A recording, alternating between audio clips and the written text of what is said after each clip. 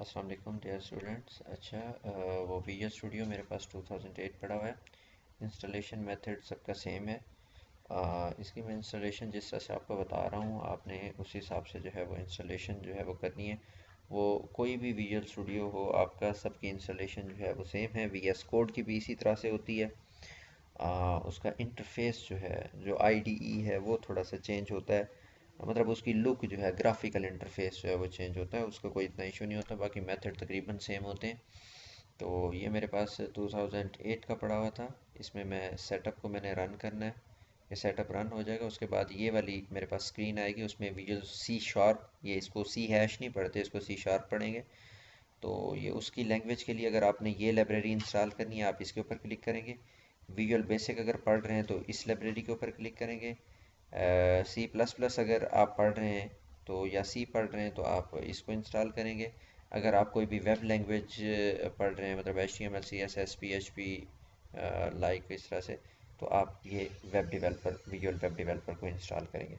अभी हम ये सी प्लस प्लस का सब्जेक्ट पढ़ रहे हैं, तो हमारे लिए ये लाइब्रेरी सूटेबल है। मैं इसके ऊपर क्लिक कर दिया है। जब मैं इसके ऊपर क्लिक करूँगा, फिर मैं इसके ऊपर यस का ऑप्शन करूँगा। ठीक है, ये इंस्टॉलेशन जो है उसने स्टार्ट कर दी है। तो ये इंस्टॉलेशन जो है आपकी हो जाएगी।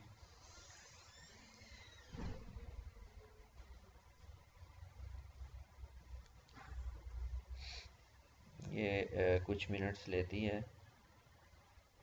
तो इसको देखते रहेंगे।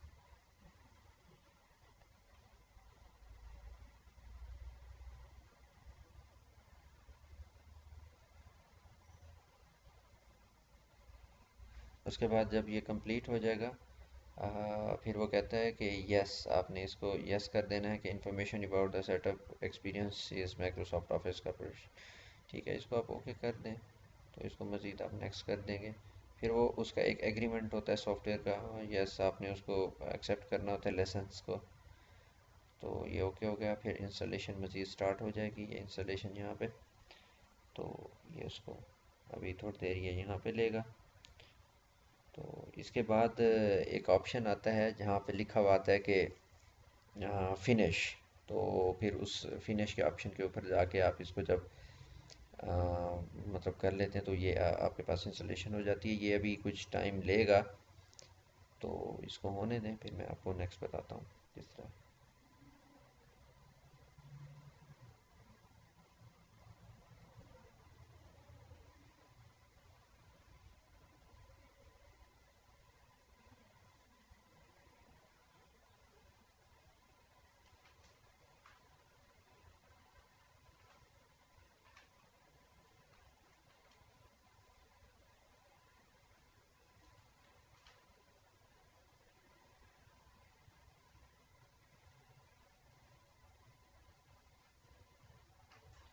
आप इसके लिए टूल कोई भी यूज़ कर सकते हैं, लाइक आप डेव का या वी एस कोड का, ये विजुअल स्टूडियो है, इसको आप यूज़ कर सकते हैं।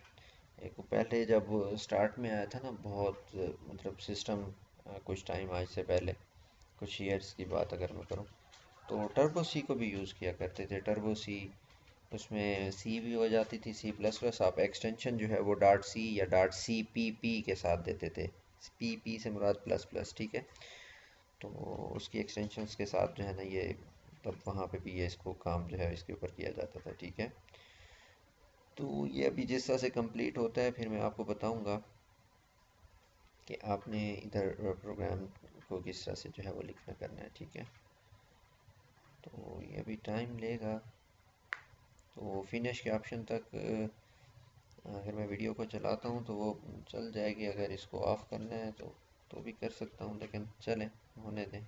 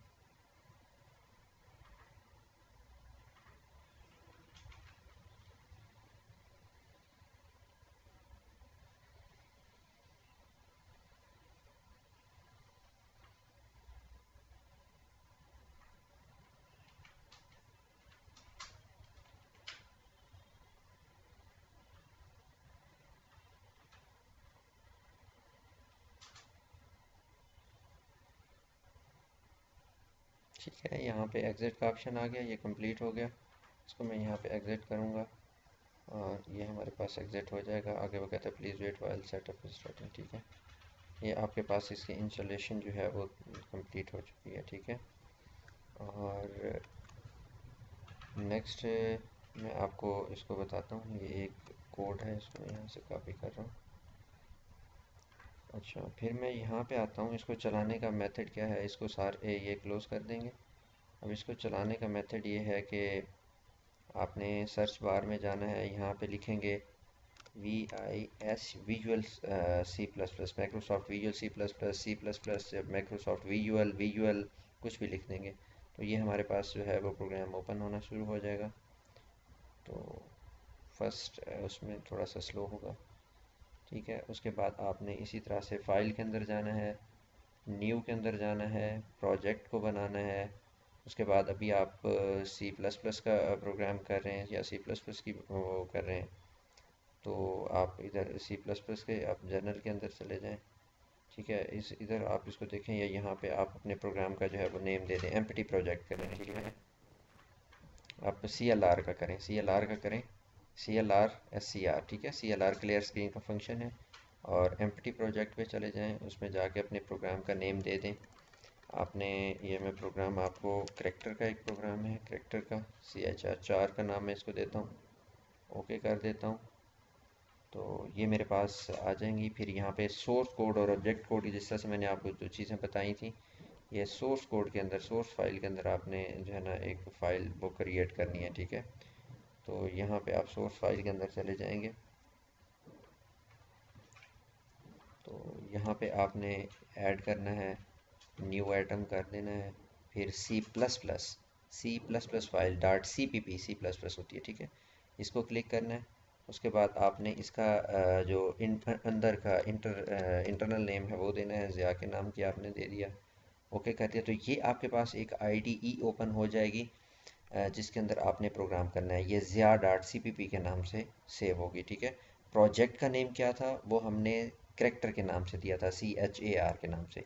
ये .cpp के नाम से। ठीक है, यहाँ पे आप वो प्रोग्राम जो है वो राइट करेंगे। ये मैंने प्रोग्राम यहाँ से कॉपी किया था, यहाँ से मैंने उसको पेस्ट कर दिया। फिर ये मेरे पास एक ऑप्शन है, यहाँ पे लिखा हुआ आता है स्टार्ट डीबगिंग की भी मैंने आपको डेफिनेशन बताई थी कि finding and removing error process called debugging. तो जब हमने एरर को फाइंड करना है, फिर उसके बाद यहाँ पे इसको रिमूव करना है, तो हम लाजमी तौर के ऊपर डीबगिंग करेंगे। इसकी शॉर्टकट की F5 है। अगर आप F5 को प्रेस करेंगे तो ये आपको आप इसको यूज़ कर सकेंगे उसके साथ। तो अदरवाइज़ जो है आप इसको यहाँ से स्टार्ट करेंगे, इसको इंटर करेंगे, फिर ये आपको यस कर देंगे। यहाँ पे वो आपको कह रहा है कि आपके पास एरर जो है वो आ रहा है। एरर आपके पास क्या आ रहा है, वो एरर आपके पास यहाँ पे वो साथ साथ बताएगा। यहाँ पे उसने एरर बताया है CPP के अंदर एक एरर ही आ रहा है। एक एरर क्या है कि iostream.h जो है यहाँ पे अनडिफाइंड है, वो डिफाइंड नहीं है। तो बेसिकली ये होता है कि जब हम टर्बो सी को यूज़ कर रहे होते हैं तब हम .h को लगाते हैं। जब हम डेव को या विजुअल C++ को देख रहे होते हैं, या हम देख रहे होते हैं ऊपर VS कोड को, तब हमें ये एक्सटेंशन लिखने की ज़रूरत नहीं होती। क्यों नहीं होती? क्योंकि हमारे पास ये हेडर फाइल्स ये ऑटोमेटिकली जब हम सोर्स कोड के ऊपर जाते हैं तो वो जब लाइब्रेरी का नाम लिखते हैं तो वो उसी लाइब्रेरी को आयोस्ट्रीम अकेले के नाम से जो है उसको एक्सेस कर लेता है। कोनियो के साथ .h मेरे ख्याल लिखना पड़ता है, बाकी नहीं लिखना पड़ता। ठीक है, फिर अगेन इसको हम जो है वो स्टार्ट करते हैं, फिर देखते हैं कोई एरर आता है या नहीं आता, या ये रन हो जाता है। ठीक है, उसके बाद वो हमारे पास एक और एरर दे देता है। वो एरर हमारे पास क्या दे देता है, 9th और 10th लाइन के अंदर देता है कि न्यू लाइन का एक एरर है, बिफोर आइडेंटिफायर गेट ch का आपका डिफाइन ही। तो यहाँ पे आप एक और चीज़ लिख दें, वो लिख दें यूजिंग नेम स्पेस std। ठीक है, यूजिंग नेम स्पेस std को आप यूज़ करें। ठीक है, ये हमारे पास आ गया। उसके बाद अगेन हम प्रोग्राम को रन करने की कोशिश करते हैं। तो ये मेरे पास प्रोग्राम आपका दो एरर मज़ीद, ये 10th और 11th लाइन के अंदर जो है वो एरर दे रहा है। ठीक है, ये हमारे पास करेक्टर 1 और करेक्टर 2 का।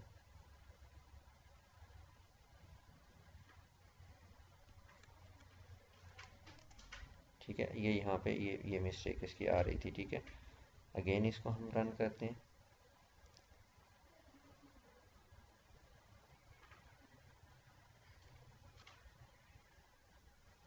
अच्छा, उसके बाद ये हमारे पास जो है ये एरर इसको दे रहा है कि आप इसको सिंगल कोटेशन के अंदर, ये हमने कोटेशंस का साइन जो है वो वहाँ पे मतलब पावर पॉइंट के अंदर कुछ और आता है, तो ये कोटेशन का साइन यहाँ पे इसको चेंज करना है। ठीक है, फिर उसके बाद हम इसको चलाते हैं।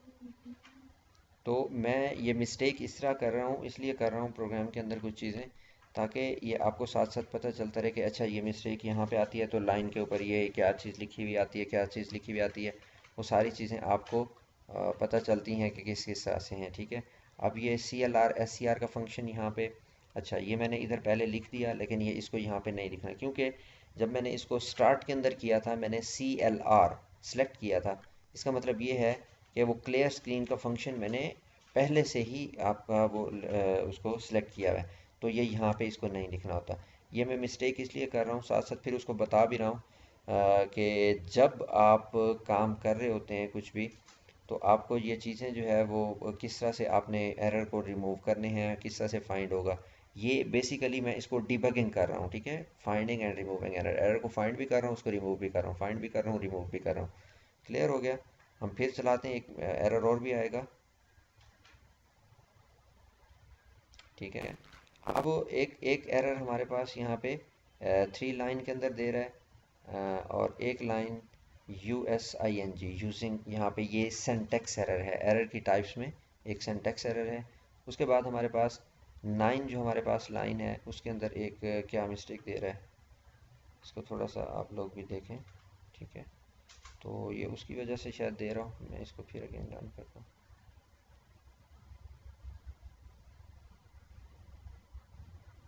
ये हमारे पास एक आ गया। अब वो यहाँ पे इस प्रोग्राम के अंदर चीज़ें वो बता रहा था कि जिस तरह से मैंने आपको कहा कि करेक्टर एक डाटा टाइप, और करेक्टर 1 और करेक्टर 2, करेक्टर 1 के अंदर वैल्यू हमारे पास A पड़ी हुई थी, और करेक्टर 2 के अंदर हमारे पास वैल्यू B पड़ी हुई थी। तो A और B जो है हमारे पास उसने जमा करना था, A और B को अगर हम जमा करते तो A B जवाब आता है। ठीक है, ये उसकी आउटपुट में उसने A B को शो कर दिया। ठीक है, ये बेसिकली जो है इसकी एक छोटा सा प्रोग्राम और मिस्टेक जो आपको करके प्रोग्राम में दिखाई गई हैं कि ये किस तरह से फिर इसको रिमूव किया जाता है, किस तरह से आपने करना होता है, वो सारी चीज़ें जो है आपको करके दिखाई हैं कि इस तरह से ये फाइंड हो रहे होते हैं एरर, इस तरह से रिमूव हो रहे होते हैं। एक्चुअल वो एरर ज़्यादा इसलिए भी आए कि कुछ ये जो आपकी पावर पॉइंट की फ़ाइल से मैंने यहाँ से कोड एक कॉपी किया था, तो यहाँ पे ये जिस तरह से ये करेक्टर है अपना, ये आप सिंगल कोट के अंदर ये यहाँ पे लिखते हैं करेक्टर या इसको लिखते हैं, तो ये आपका यहाँ पावर पॉइंट में ये वाले देता है। अगर आप यही चीज़ यहाँ पे की प्रेस करें तो वहाँ पे कुछ डिफरेंट देता है। ठीक है, तो उस चीज़ को भी नहीं देखा गया था, और थोड़ा सा प्रोसेस अच्छा हो गया कि आपको पता चलता रहा कि ये मिस्टेक्स किस तरह से आई हैं और किस तरह से आपने इनको रिमूव करना है। ठीक है, क्लियर हो गया। चलिए जी, थैंक यू सो मच।